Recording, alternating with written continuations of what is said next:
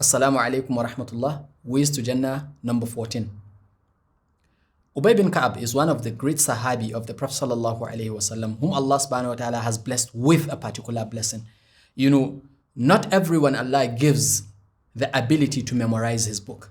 But Ubay bin Ka'ab, at the time of the Prophet sallallahu alaihi wasallam, happens to be one of the greatest people that Allah subhanahu wa ta'ala has given the knowledge and the ability to memorize the Quran. Not all the Sahaba had memorized the Quran, but Ubay bin Ka'ab is one of them. In fact, the Prophet ﷺ said, for you to learn the Quran as it has been revealed, then you should learn it from certain individuals. And Ubay bin Ka'ab happens to be one of such people. Subhanallah. That's how great this man is.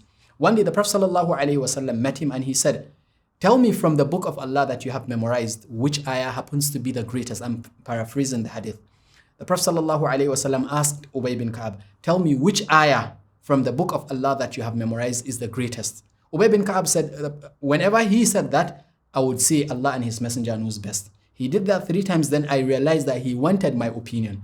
Then I recited, Allahu la ilaha illa huwa al-hayyul qayyum, la ta'khudhuhu sinatun wa la nawm, lahu ma fi as-samawati wa ma fi al-ard. من ذا الذي يشفع عنده إلا بإذنه يعلم ما بين أيديهم وما خلفهم ولا يحيطون بشيء من علمه إلا بما شاء وسع كرسيه السماوات والأرض ولا يعوده حفظهما وهو العلي العظيم. That's ayah 255 of Surah Al-Baqarah.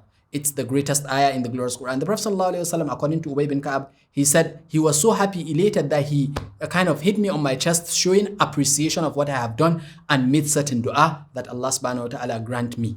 And subhanallah, this tells us the greatest ayah of the glorious Quran. Now, relating to Ayatul Kursi, the Prophet ﷺ said something profound in the hadith of Abu Umamat al-Bahili, where Imam al-Bayhaqi brought the narration, and other books of hadith you'd find. The Prophet ﷺ said, Man qara'a ayatul kursi, one who recites ayatul kursi after dubura kulla salatin maktuba, after every obligatory prayer, lam yamna'ahu an yadkhulul jannah, aw kama qala sallallahu alayhi wa sallam, illa al-maut.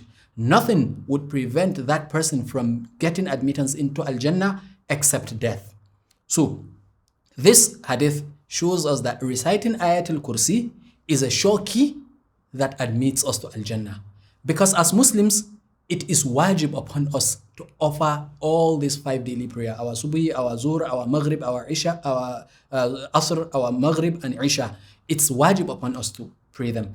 And whenever you pray, the Prophet ﷺ said, after the prayer, after your termination of the prayer, you recite Ayatul Kursi, then only death would be the barrier between you and Al-Jannah.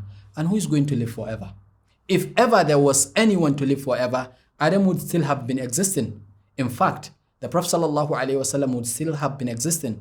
That's when it comes to piety. If you are thinking of wealth would make someone live forever, where is Qarun today? If you are thinking of power, authority to make someone live forever, where is Fir'aun? In fact, where is that very pious prophet of Allah, Sulaiman and Dawood alayhi salatu wasalam?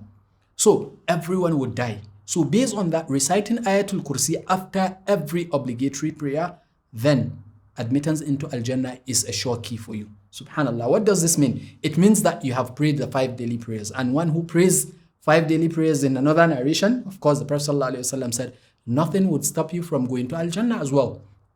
So now it puts you into check for you to observe your 5 daily prayers. So reciting Ayatul Kursi is a sure key to Al-Jannah. For you to understand how powerful this Ayatul Kursi is, you go and read the translation of it. Like I said earlier, is in Surah Al-Baqarah, ayah 255. See the meaning of it, and that would make you understand why it is the greatest ayah of the glorious Quran. In fact, some of the scholars say because it contains the greatest name or names of Allah subhanahu wa ta'ala.